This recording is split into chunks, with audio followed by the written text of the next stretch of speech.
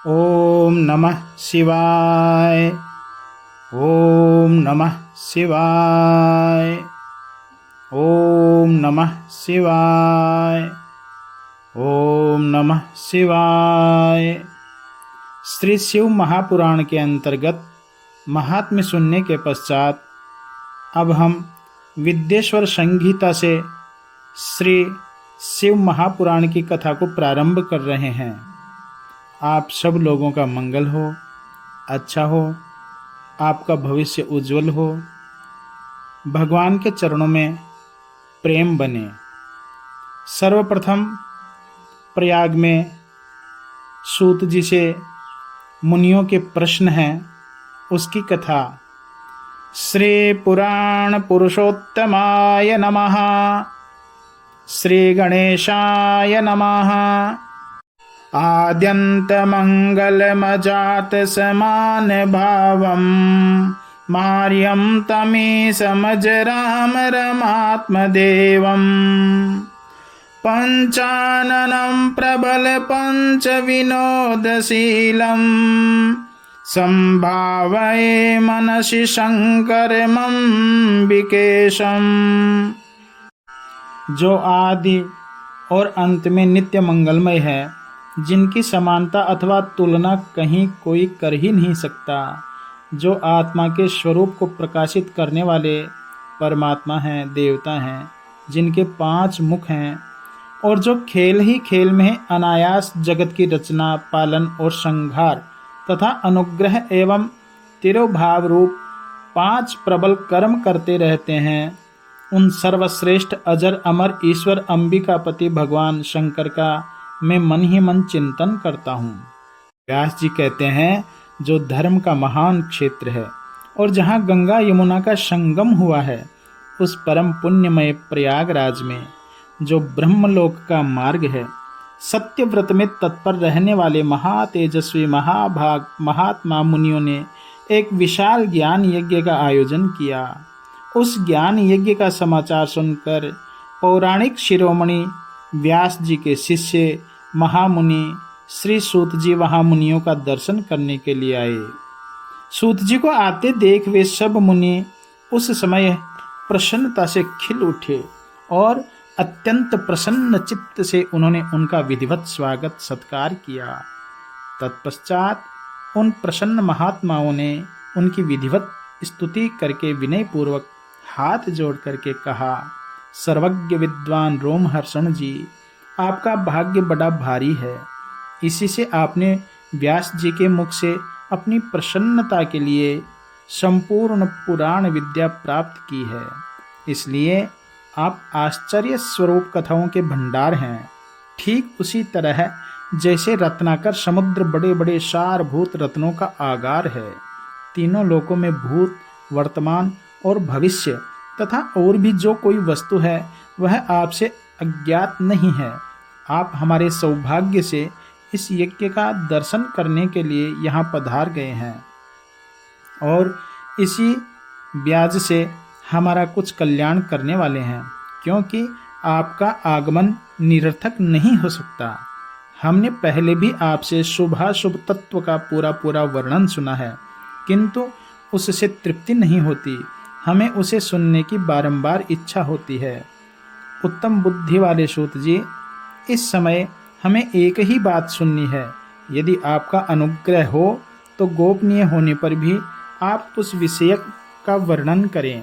घोर कलयुग आने पर मनुष्य पुण्य कर्म से दूर रहेंगे, दुराचार में फंस जाएंगे और सबके सब सत्य भाषण से मुंह फेर लेंगे, दूसरों की निंदा में तत्पर रहेंगे, पराये धन को हड़प लेने की इच्छा करेंगे, व्यभिचार में आसक्त हो जाएंगे, दूसरे प्राणियों की हिंसा किया करेंगे, अपने शरीर को ही आत्मा समझेंगे, मूढ़, नास्तिक और पशु बुद्धि रखने वाले होंगे, माता पिता से द्वेष रखने लग जाएंगे, चारों वर्ण अपने अपने पथ से भ्रष्ट हो जाएंगे। यदि धन पास में रहेगा तो कुकर्मी बन जाएंगे, अपने संस्कार से हीन हो जाएंगे। कलयुग में पुरुष और स्त्रियों में भी अनेक प्रकार के दोष व्याप्त हो जाएंगे। सूत जी महाराज, इस तरह जिनकी बुद्धि नष्ट हो गई है, जिन्होंने अपने धर्म का त्याग कर दिया है, ऐसे लोगों को इहलोक और परलोक में उत्तम गति कैसे प्राप्त होगी? इसी चिंता से हमारा मन सदा व्याकुल रहता है। परोपकार के समान दूसरा कोई धर्म नहीं है। अतः जिस छोटे से उपाय से इन सब के पापों का तत्काल नाश हो जाए, उसे इस समय कृपा पूर्वक बताइए, क्योंकि आप समस्त सिद्धांतों के ज्ञाता हैं। व्यास जी कहते हैं, उन भावित आत्मा मुनियों की यह बात सुनकर सूत जी मन ही मन भगवान शंकर का स्मरण करके और इस प्रकार बोले, हे साधु महात्माओं, आपने बहुत अच्छी बात पूछी है। आपका यह प्रश्न तीनों लोकों का हित करने वाला है। मैं गुरुदेव व्यास का स्मरण करके, उनको प्रणाम करके आप लोगों को स्नेहवश इस विषय का वर्णन करूंगा। आप आदर पूर्वक सुनिए। सबसे उत्तम जो शिव पुराण है, वह वेदांत का सार सर्वस्व है तथा वक्ता और श्रोता का समस्त पाप राशियों से उद्धार करने वाला है। इतना ही नहीं, वह परलोक में परमार्थ वस्तु को देने वाला है। कली की कलमश राशि का विनाश करने वाला है। उसमें भगवान शिव के उत्तम यश का वर्णन है। धर्म, अर्थ, काम और मोक्ष, इन चारों पुरुषार्थों को देने वाला है। वह पुराण सदा ही अपने प्रभाव की दृष्टि से वृद्धि या विस्तार को प्राप्त हो रहा है। उस सर्वोत्तम शिव पुराण के अध्ययन मात्र से वे कलयुग के पापाशक्त जीव श्रेष्ठतम गति को प्राप्त हो जाएंगे। कलयुग के महान उत्पात तभी तक जगत में निर्भय होकर विचरेंगे जब तक यहाँ शिव पुराण का उदय नहीं होगा।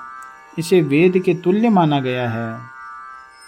इस वेद कल्प पुराण का सबसे पहले भगवान शिव ने ही प्रणयन किया था। विद्येश्वर संहिता, रुद्र संहिता, विनायक संहिता, उमा संहिता, मातृ संहिता, एकादश रुद्र संहिता, कैलाश संहिता, शतरुद्र संहिता, कोटि रुद्र संहिता, सहस्र कोटि रुद्र संहिता, वायवीय संहिता तथा धर्म संहिता, इस प्रकार इस पुराण के 12 भेद या 12 खंड हैं। ये 12 संहिताएं अत्यंत पुण्यमयी मानी गई हैं। अब मैं उनके श्लोकों की संख्या बता रहा हूँ, आप लोग वह सब आदर पूर्वक सुने। विद्येश्वर संहिता में 10,000 श्लोक हैं। रुद्र संहिता, विनायक संहिता, उमा संहिता और मातृ संहिता, इनमें से प्रत्येक में 8-8 हजार श्लोक हैं। एकादश रुद्र संहिता में 13,000, कैलाश संहिता में 6,000, रुद्र संहिता में 3,000, कोटि रुद्र संहिता में 9,000, सहस्त्र कोटि रुद्र संहिता में 11,000, वायवीय संहिता में 4,000 तथा धर्म संहिता में 12,000 श्लोक हैं। इस प्रकार मूल शिव पुराण की श्लोक संख्या 1,00,000 है, परंतु व्यास जी ने उसे 24,000 श्लोकों में संक्षिप्त कर दिया है। पुराणों की क्रम संख्या के विचार से इस शिव पुराण का स्थान चौथा है। इसमें 7 संहिताएं हैं। पूर्व काल में भगवान शिव ने श्लोक संख्या की दृष्टि से 100 करोड़ श्लोकों का एक ही पुराण ग्रंथ ग्रंथित किया। सृष्टि के आदि में निर्मित हुआ वह पुराण साहित्य अत्यंत विस्तृत था। फिर द्वापर आदि युगों में द्वैपायन, व्यास जी आदि महर्षियों ने जब पुराण का 18 भागों में विभाजन कर दिया, उस समय संपूर्ण पुराणों का संक्षिप्त स्वरूप केवल 4,00,000 श्लोकों का रह गया। उस समय उन्होंने शिव पुराण का 24,000 श्लोकों में प्रतिपादन किया। यही इसके श्लोकों की संख्या है। यह वेद तुल्य पुराण 7 संहिताओं में बटा हुआ है। इसकी पहली संहिता का नाम विद्येश्वर संहिता है, दूसरी रुद्र संहिता समझनी चाहिए, तीसरी का नाम शतरुद्र संहिता, चौथी का कोटि रुद्र संहिता, पांचवी का उमा संहिता, छठी का कैलाश संहिता और सातवीं का नाम वायवीय संहिता है। इस प्रकार ये 7 संहिताएं मानी गई हैं। इन 7 संहिताओं से युक्त दिव्य शिव पुराण वेद के तुल्य प्रामाणिक तथा सबसे उत्कृष्ट गति प्रदान करने वाला है। यह निर्मल शिव पुराण भगवान शिव के द्वारा ही प्रतिपादित है। इसे शैव शिरोमणि भगवान व्यास ने संक्षेप से संकलित किया है। यह समस्त जीव समुदाय के लिए उपकारक है, त्रिविध तापों का नाश करने वाला, तुलना रहित एवं सत्पुरुषों को कल्याण प्रदान करने वाला है। इसमें वेदांत, विज्ञानमय, प्रधान तथा निष्कपट धर्म का प्रतिपादन किया गया है। यह पुराण ईर्ष्या रहित अंतःकरण वाले विद्वानों के लिए जानने की वस्तु है। इसमें श्रेष्ठ मंत्र समूहों का संकलन है तथा धर्म, अर्थ और काम इस त्रिवर्ग की प्राप्ति के साधन का भी वर्णन है। यह उत्तम शिव पुराण समस्त पुराणों में श्रेष्ठ है। वेद वेदांत में वेद्य रूप से विलसित परम वस्तु परमात्मा का इसमें गान किया गया है। जो बड़े आदर से इसे पढ़ता है और सुनता है वह भगवान शिव का प्रिय होकर परम गति को प्राप्त कर लेता है। ओम नमः शिवाय। ओम नमः शिवाय। ओम नमः शिवाय। ओम नमः शिवाय।